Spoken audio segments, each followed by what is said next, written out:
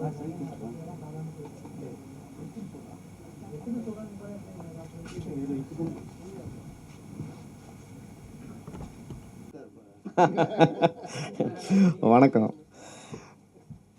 ஆக்சுவலாக அமோகா film maker அப்படிங்கிறது வந்து இன்றைக்கி ஆரம்பிக்கப்பட்டதில்லை. 2017 நெறின்னு ஒரு படம் ரிலீஸ் பண்ணியிருக்கோம். அது நிறைய பேருக்கு தெரியும்னு நினைக்கிறேன். பட்டு மீடியாவுக்கு தெரியறதுக்கு வாய்ப்பு இல்லை. ரொம்ப நாள் எல்லாம் புதுசாக மாறிட்டீங்க. ஆக்சுவலாக எந்த ஒரு விழாவாக இருந்தாலும், எந்த ஒரு நிகழ்ச்சியாக இருந்தாலும் அதை எல்லா இடத்துக்கும் கொண்டு போய் சேர்க்கறது மட்டுமல்ல, உலகத்தில் இருக்கக்கூடிய ஒவ்வொரு விஷயங்களையும் மக்களிடம் கொண்டு சேர்க்க பணியில் மீடியாவை தவிர வேறு யாரும் கிடையாது. உண்மையாலுமே நீங்கள் உங்களுடைய முழுமையான ஆதரவையும் எங்களுக்கு கொடுத்தீங்கன்னா இந்த இடத்துலேருந்து நாங்கள் ஒரு அடுத்த இடத்துக்கு வர முடியும். அதனால் உங்களை எல்லாமே அன்போடு கேட்டுக்கொள்கிறேன். இதை முடிஞ்ச அளவுக்கு மீடியா சப்போர்ட் பண்ணி கொடுக்கணும். நன்றி. அதே மாதிரி இந்த விழாவின் முக்கியஸ்தராக கலந்து கொண்டுள்ள அண்ணன் கே ராஜன், திரைப்பட தயாரிப்பாளர் மற்றும் பெணியோர் சங்க தலைவர் அவர்களுக்கு மிக நன்றி தெரிவித்துக் கொள்கிறேன். அடுத்தும் விஜயமுரளி சார் அவர்களுக்கும் ஈசி மெம்பர், ப்ரொடியூசர் கவுன்சில், அதே போல் சுதந்திரதாஸ் ஐயா, அண்ணா கர்ணன் அவர்களுக்கும், சாகித்யாவினுடைய இசையமைப்பாளர் அவர்களுக்கும் நன்றியை தெரிவித்துக்கொண்டு, இந்த ஆல்பம் எப்படி எடுத்துருக்குறோம் அப்படின்னு சொன்னோம்னா, நம்ம நினைக்கிறது ஒன்று நடக்கிறது ஒன்றா இருக்கும் அப்படிம்பாங்க.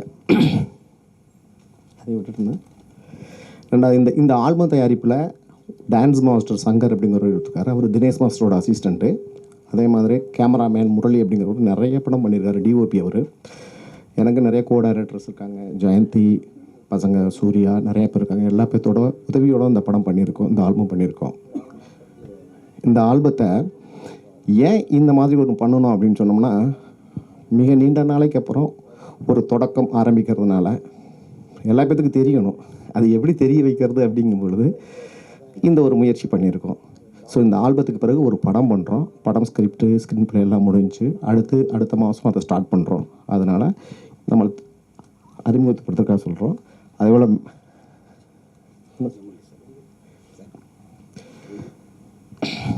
இந்த ஆல்பம் வந்து நடிச்சிருக்க ஹீரோயின் வந்து மிக பாப்புலரானவங்க. அவங்க சாதாரணமாக வந்து சிம்பிளாக இட போடுற ஆட்கள் கிடையாது. அவங்க பேர் ஐஸ்வர்யா ஹரிசங்கர். அவங்க நார்த்தில் சோஷியல் மீடியாவில் பயங்கர ஃபேமஸானவங்க. ஏறத்தாழ 11 லேக் வந்து சப்ஸ்கிரைபர் மட்டும் வச்சுருக்காங்க. யூடியூப் சேனல் மட்டும் இல்லை, எல்லா இடத்துலையும் அவங்க பயங்கர ஃபேமஸ். அவங்க ஒரு ரீல் போட்டாங்கன்னாவே மினிமம் 1 லட்சம் பேருக்கு மேலே லைக் பண்ணுறாங்க. நீங்கள் போய் பார்த்தீங்கன்னா தெரியும் எல்லா பேருமே. ஸோ அந்தளவுக்கு மிக ஃபேமஸான அந்த பொண்ணு இங்கே வந்து நடிக்கிறது காரணம் தமிழ் இண்டஸ்ட்ரி அந்த பொண்ணு பிடிச்சிருக்கு. நான் ஏதாவது ஹீரோயினாக வரணும் அப்படின்னு விரும்புகிறாங்க. எனக்கு தெரிஞ்சவங்கனால அவங்க வந்து நடிச்சிருக்காங்க. இதுதான் உண்மை. ரெண்டாவது, இந்த ஆல்பத்தில் வந்து ரிலீஸ் பண்ணும் பொழுது அவங்க இங்கே வர்றதமாக இருந்துச்சு. பட் அன்ஃபார்ச்சுனேட்லி அவங்களுக்கு இன்னொரு ஃபங்க்ஷன் இருக்கிறதுனால வர முடியல. ஸோ நீங்கள் இந்த ஆல்பத்தை மீடியா எல்லாரும் மிக சப்போர்ட் பண்ணி அடுத்த லெவலுக்கு எங்களுக்கு ப்ரொமோட் பண்ணணும்னு மிக அன்போடு கேட்டுக்கொள்கிறேன். நன்றி. மன்னிப்பு கேட்டுக்கொள்கிறேன். சாலையின் வழியாக வருகிற பொழுது அங்கங்கே டிராஃபிக் மாட்டிக்கிட்டேன். ஆனால் இருந்தாலும் இந்த இசை டிவியில் முழுமையாக பார்க்க முடியவில்லை என்றாலும் இந்த படத்தை இழக்கி நடித்திருக்கிற கதாநாயகன் பக்கத்தில் அமரக்கூடிய ஒரு வாய்ப்பு கிடைத்தது. அதேபோன்று இந்த நிகழ்ச்சிக்கு தலைமை தாங்கி கொண்டிருக்கும் எங்களுடைய மூத்த முன்னோடி ஐயா ராஜன் அவர்களையும், இந்த தயாரிப்பாளர் சங்கத்தினுடைய செயற்குழுப்பினர் பிஆர்ஓ சங்க தலைவர் என்னுடைய போற்றுக்குரிய அன்பு சகோதரர் அவர்களையும் அவருடைய மைத்தினர்களையும், இந்த நிகழ்ச்சிக்கு வருகை தந்திருக்கும் அனைத்து நல்ல உள்ளங்களையும், இயக்குனர் கூறியது போல இந்த திரைப்படத்தை மிக அற்புதமாக மீடியாக்கள் வாயிலாக வெற்றி பெற வழிவகை செய்ய வேண்டும் என்று அவர் வைத்த வேண்டுகோளை நானும் வேண்டுகோளாக வைத்து இந்த திரைப்படத்தை அனைவரும் திரையரங்கில் பார்த்து இந்த படத்தை வெற்றியடைய செய்ய வேண்டும் என்று இந்த வாய்ப்புக்கு நன்றி கூறி விடைபெறுகிறேன். நன்றி, வணக்கம்.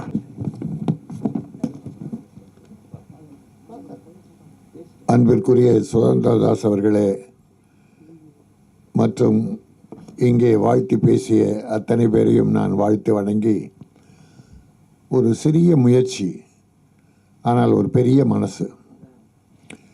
எனக்கு முதல்ல உங்களை தான் நான் ஊடக நண்பர்களை, அருமை தம்பிகளை தான் பாராட்டணும்.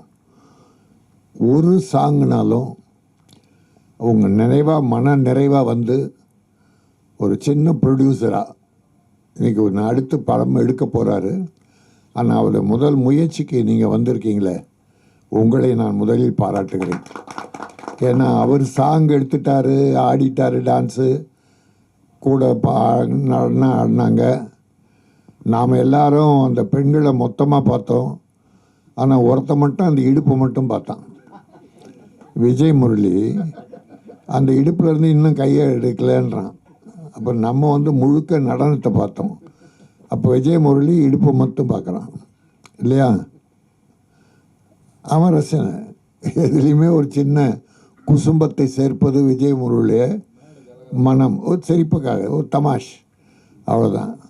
இதில் அருமை சகோதரர் மெட்ரோ ரயிலாட்டம் சீறி போகாதே, மேக்னட் மைண்டாலே ஒட்டி பார்க்காதே என்கிற அந்த பல்லவியில் துவங்குகிற அந்த பாட்டு பெரிய அர்த்தத்தை கொடுக்கவில்லை, பெரிய கருத்துக்களை சொல்லுகிறல, ஒரு பொழுதுபோக்கு, ஜாலியாக.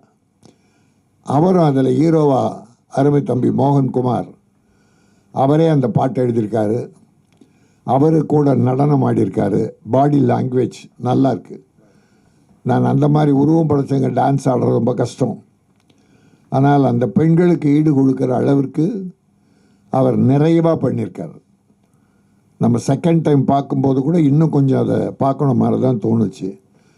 ஆக அந்த அளவுக்கு அதில் அதிக கவர்ச்சி குறைவாக இருந்தது. விரசம் இல்லை, விரசம் இல்லாமல் கவர்ச்சி இருந்தது. அது வேணும். இப்போ யங்ஸ்டர்ஸ் பார்க்கணுன்னா சும்மா அவர் புதுசு பார்க்கணும், எல்லாரும் பார்த்துட மாட்டாங்க. அதுக்கு கொஞ்சம் நம்ம ஒரு ஊறுகாய் தொட்டுக்கிற மாதிரினா அதை நாகரிகமாக பண்ணியிருந்தார். எல்லாரும் பார்க்குற அளவுக்கு நாகரிகமாக பண்ணியிருந்தார். தாய்மார்களும் பார்க்கலாம். அதுதான் எனக்கு வேணும். தமிழ் சினிமாவில் தாய்மார்கள், தங்கச்சி, அக்கா, குழந்தை, அம்மா எல்லாரும் படம் பார்க்கணும். அதை கண்ணை கூசி அடப்பாவி அப்படின்னு சில விரச காட்சிகள் நான் உங்களுக்கு தெரியும். ஒரு முறை நம்ம தனுஷ் ஒரு படத்தில், அந்த கௌதமேனன் படம் பூரா முத்தம் பார்க்குறதுக்கே சங்கடமாக போச்சு. தாய்மார்கள்லாம் கூச்சப்படுறதுக்கு அதை நான் அட்டாக் பண்ணி பேசினேன். அது தவறு. நம்ம தமிழ் பண்பாடு அப்படி சொல்லலை.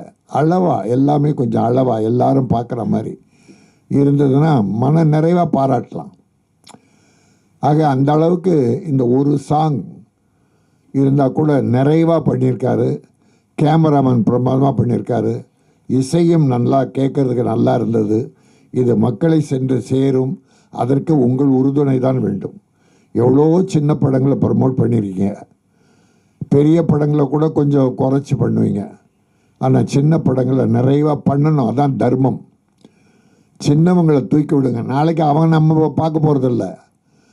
தூக்கி நீங்கள் 2-3 ஹீரோ வந்திருக்காங்க, புது ஹீரோக்கள். பார்த்த உடனே தூக்கி எங்கேயோ கோடிக்கு போயிட்டாங்க.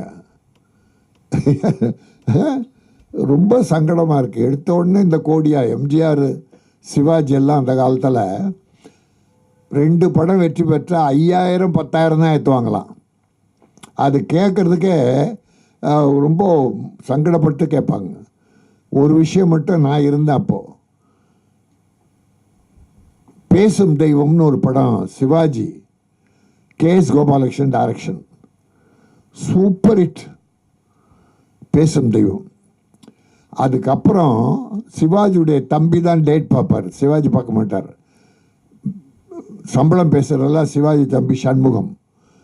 அவர் கற்பகம் ஸ்டுடியோவுக்கு KS கோபாலகிருஷ்ணன்கிட்ட வந்து சும்மா ஏதோ பேசிட்டு படம் பிரமாதமாக போகுது, நல்லா போகுது, நல்ல கலெக்ஷன். ஏன் முதலாளி, போன படம் 75,000 கொடுத்தீங்க, இது பேசும் தெய்வத்துக்கு சம்பளம் 75,000 சிவாஜிக்கு. படம் சூப்பர் ஹிட்டு. இந்த படத்தில் ஒரு 25,000 போட்டு 1,00,000 கொடுக்கக்கூடாதா? கெஞ்சினாருங்க. 1,25,000க்கு அந்த சிவாஜி கணேசனுடைய தம்பி சண்முகம் அவ்வளோ ரெக்வஸ்ட் பண்ணார். கடைசியில் எவ்வளோ தெரியுமா போட்டு கொடுத்தாரு? 15,000 போட்டு 90,000 கொடுத்தாரு. அந்த காலத்தில். இப்போ பார்த்தா ஒரு தம்பி ஒரு படம் டைரக்டரால் வெற்றி பெறுது, ப்ரொடியூசராக வெற்றி பெறுது. ஹீரோ நல்லா இருக்கட்டும், ஹீரோக்கள் நல்லா வரணும்.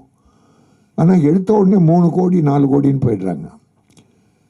கோடியை தொட்டுட்டா அப்புறம் எப்படி ப்ரொடியூசருடைய கதி என்ன? அதனால தான் இன்றைக்கி ப்ரொடியூசர் கவுன்சிலில் ஒரு ஸ்ட்ரைக் அறிவிக்கிற அளவுக்கு ப்ரொடியூசர்களுக்கு சிரமங்கள் இருக்குது. ஸ்ட்ரைக் அறிவித்து அதை அவங்க என்ன பண்ண போகிறாங்க, எதிர்பக்கம் என்ன பண்ண போகிறாங்களோ அப்புறம் அது வர அதை சமாளிக்கிறோம். ஆனால் ஒத்து போகணும், 2 பேரும் ப்ரொடியூசருடைய கஷ்டங்களை உணர்ந்து நடிகர்களும் டெக்னீஷியன்களும் டைரக்டர்களும் ஒத்து போகணும். ப்ரொடியூசர் நல்லா இருக்கணும்.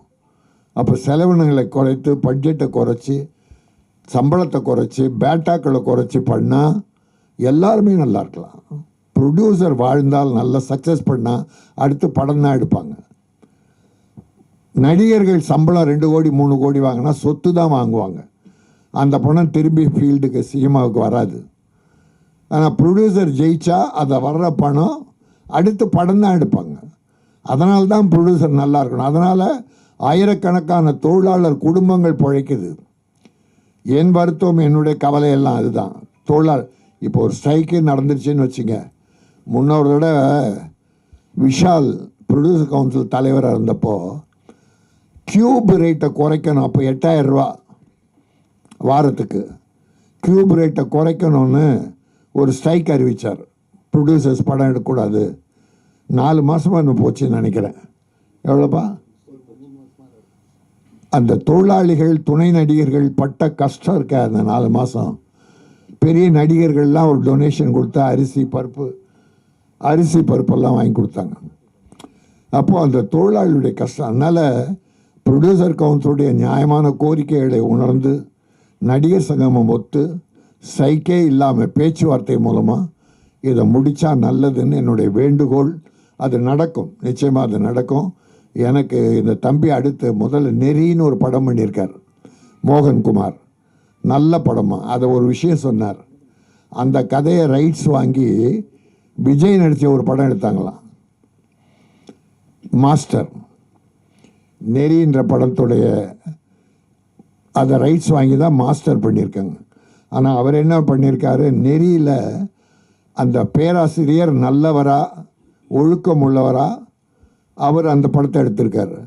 அதை ரைட்ஸ் வாங்கினவங்க அந்த ப்ரொஃபஸர் விஜய் குடிகாரனா முதல் ஷாட்டே குடிக்கிற ஷாட்டிலேருந்து ஆரம்பித்து அப்புறம் திருந்துறாரு, கஞ்சா கிடத்துற, அப்படி அந்த ஒரு நல்ல கதையை குடிகார கதையாக்கியது அந்த பெரிய ஹீரோக்கள். ஆக அந்த மாதிரி ஒரு நல்ல படம் நெறி என்ற படத்தை எடுத்தவர் இப்போ ஒரு ஆல்பத்தின் மூலமாக மறுபடியும் வந்திருக்கார். அடுத்து படம் பண்ண போகிறாரு. அவர் படம் பண்ணோம், நல்ல படம் பண்ணோம், தமிழ் கலாச்சாரம் பண்பாடு மிக்க அற்புதமான படம் பண்ணோம். தமிழக மக்கள் நிச்சயம் ஆதரிப்பார்கள். நல்ல படங்கள் இன்றைக்கி நல்லா ஓடுது. கதை களம்னா முக்கியம், ஹீரோலாம் அப்புறம். கதையை ஒழுங்காக பண்ணுங்க, அதுக்கு செலவு பண்ணுங்க, படம் எடுக்கிறத சிக்கனமாகிடுங்க என்பதை சொல்லி, இது இப்படி எடுத்தாலும் அதையெல்லாம் மக்களிடம் கொண்டு சேர்ப்பது என்னுடைய ஊடக சகோதரர்கள். உங்களை நான் வணங்குகிறேன். உங்கள் தொண்டு சேவை பெரியது. ஆக நீங்கள் நல்லா இருக்கணும். நீங்களும் நல்லா இருக்க, எல்லாரையும் உயர்த்திட்டு நீங்கள் ஏனி மாதிரி இந்த ஆசிரியர்கள், பள்ளி ஆசிரியர்கள் ஒரே லெவலில் தான் இருப்பாங்க. நான் 18 வருஷம் கார்ப்பரேஷன் ஸ்கூல் டீச்சராக இருந்தேன். அப்புறம் ரிசைன் பண்ணிட்டேன். அந்த மாதிரி நீங்கள் என்றைக்குமே நீங்களும் உயர வேண்டும் வாழ்க்கையில் என வாழ்த்தி, இந்த மெட்ரோ பாடல் மக்களின் மனதை தொட வேண்டும். அது வேகமாக வளர்ச்சி பெற வேண்டும். அது உங்கள் முயற்சியால், உங்கள் உழைப்பால் பெரிதாக நடக்கும். அவர் எடுக்கிற அடுத்த படமும் வெற்றி படமாக அமைய வாழ்த்துகிறேன். அவருடைய மகனுக்கும் என்னுடைய வாழ்த்துக்களை தெரிவித்து வணங்கி விடைபெறுகிறேன். நன்றி, வணக்கம். அனைவருக்கும் வணக்கம். இந்த ஆல்பத்தில் நடிகர் மோகன்குமார் சார் அவர்கள் நன்றாக நடித்திருக்கிறார்கள். இதற்கு முன் நெறி என்ற படத்தை அவர்கள் தயாரித்து வெளியிட்டார்கள். அந்த படத்தில் மிக நன்றாக நடித்திருப்பார்கள். பார்ப்பதற்கு மிக பண்பட்ட நடிகர் நடித்தது போல் யதார்த்தமாக நடித்திருப்பார். நடிக்க வேண்டும் என்று முகத்தை சுளித்து முகத்தில் பாவனைகள் காட்டி நடித்திருக்க மாட்டார். யதார்த்தமாக ஒரு குடும்பத்தில் என்ன நடக்குமோ அதுபோல் அந்த பாவனை காட்டி நடித்திருப்பார் அதில். அந்த படத்தில் நானும் நடித்தேன், என்னையும் நடிக்க வைத்தார். பிஃபோர் இன்டர்வல் ஆஃப்டர் இன்டர்வல் ரெண்டுலேயுமே நான் ஃபுல்லாக வருவேன். 6 சீனும் நல்லா நடிக்க வைச்சார் என்ன. அவருடைய எண்ணமெல்லாம் எப்படின்னாக்கா, அவர் மட்டும் இல்லை, அவர் கூட இருக்கிறவங்களையும் முன்னேற்றி விடணும், எல்லாரும் முன்னேறணும், நம்ம நல்லா இருக்கணும் அப்படிங்கிற ஒரு நல்ல கொள்கை உள்ளவர். நல்லவர், வல்லவரும் கூட. திரையில் நன்றாக நடிப்பார். இந்த ஆல்பத்திலும் நன்றாக நடித்திருக்கிறார். நன்றாக அந்த பாவனைகள் நன்றாக இருக்கிறது. அடுத்த படம் தயாரிக்கப் போகிறார். அந்த படத்தில் இன்னும் நன்றாக நடிப்பார். இப்பொழுது நடித்து கொண்டிருக்கும் நடிகர்களை போல் அல்லாமல் அவர்களை விட அதிகமாக நடித்து பேரும் புகழும் பெற வேண்டும் என்று கேட்டுக்கொண்டு ஆண்டவனை வேண்டிக் கொண்டு விடைபெறுகிறேன். நன்றி. வந்திருக்கும் மீடியா நண்பர்கள் அனைவருக்கும் என்னுடைய வணக்கத்தை தெரிவித்துக் கொள்கிறேன். மற்றும் மேடையில் அமர்ந்திருக்கும் Rajan sir, Karunakaran sir, PRO Vijayamurali sir, Venkat sir, Suthanthiradas, அவர் மூலிமா தான் எனக்கு சார் வந்து மோகன் குமார் சார் வந்து அறிமுகமானார். இந்த சாங்கில் எனக்கு கொஞ்சம் சார் ஒரு ஐடியா, ஒரு ஸ்டுடியோவில் வந்து என்னை பார்த்தாரு. அப்போ நான் ஃபாரின் போயிட்டேன், நான் வெளிநாடு போகிற வேலை இருந்தது, போயிட்டேன் நான். அப்போ தான் சார் எனக்கு வந்து அறிமுகமானார். இப்போ பாட்டை கேட்டேன், ரொம்ப அருமையாக இருக்குது. ஒரு திரைப்படத்தில் பார்க்குற சாங் மாதிரி நானும் நிறைய படம் பண்ணியிருக்கேன், அருமையாக இருந்தது. இதை வந்து நீங்கள் வந்து மீடியாவில் இருக்க அனைவரும் வந்து இதை கொஞ்சம் நல்லா ப்ரொமோட் பண்ணணும். இந்த சாங் வந்து மிகப்பெரிய அளவுக்கு இது வெளியே வரணும். ரெண்டாவது, சாருடைய மகன் பெரிய லெவலுக்கு வரணும். மோகன்குமார் சார் நினச்சா கண்டிப்பாக நான் ஒரு சாங் அவருக்காக நான் வந்து ஒரு சாங் அவங்க மகனுக்கு நான் பண்ணித்தரேன். என்னுடைய இதில் கண்டிப்பாக நான் பண்ணித்தரேன். அவருக்கு ஆல்பம் நான் பண்ணித்தரேன். இந்த விழாவில் நான் தெரிவிச்சுக்கிறேன். ஹலோ, ஆக்சுவலாக வந்து சாரத்தான் அந்த பாட்டுக்கு மியூசிக் பண்ணுறதுக்கு முத கேட்டிருந்தோம். என்ன நடந்துருச்சுன்னு சொன்னோம்னா, நான் ஃபாரின் போகிறேன் அப்படின்னு சொல்லிட்டாரு. இல்லாட்டி இவர் தான் இந்த பாட்டை இதை விட நல்லா கூட மியூசிக் பண்ணியிருப்பார். பட்டு அவருக்கோ எனக்கோ ஒரு சின்ன ஒரு டிலே. ஆக்சுவலாக இல்லை, இதை தான் அவர் தான் பண்ணியிருப்பார். ஆக்சுவலாக எல்லாம் லிரிக்ஸ் எல்லாம் எழுதி அவர்கிட்ட கொடுக்க போகுது. அவர் கொஞ்சம் நான் வெளியில் போயிட்டு வரேங்கிறதுக்குள்ளே எனக்கு அர்ஜென்ட்னால அது பண்ணிட்டேன். ஆக்சுவலாக இவர் தான் பண்ணியிருக்கணும். சாரி. சாருடைய மகனுக்காக நான் ஒரு சாங் நான் கண்டிப்பாக பண்ணி தருவேன்.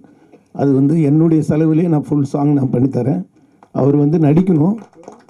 கண்டிப்பாக ஒரு மாண்டேஜ் சாங்கு பிரமாதமாக வரும். ஒரு திரைப்படத்துக்கு ஈக்குவலாக நானும் பண்ணித்தருவேன். இந்த பாடல் மிக அருமையாக இருந்தது. இதில் ஒர்க் பண்ணவங்க அத்தனை பேரும், பாடலாசிரியர், ஒளிப்பதிவாளர், நடித்தவங்க எல்லாருமே, சாரும் வந்து நல்லா பண்ணியிருக்காரு.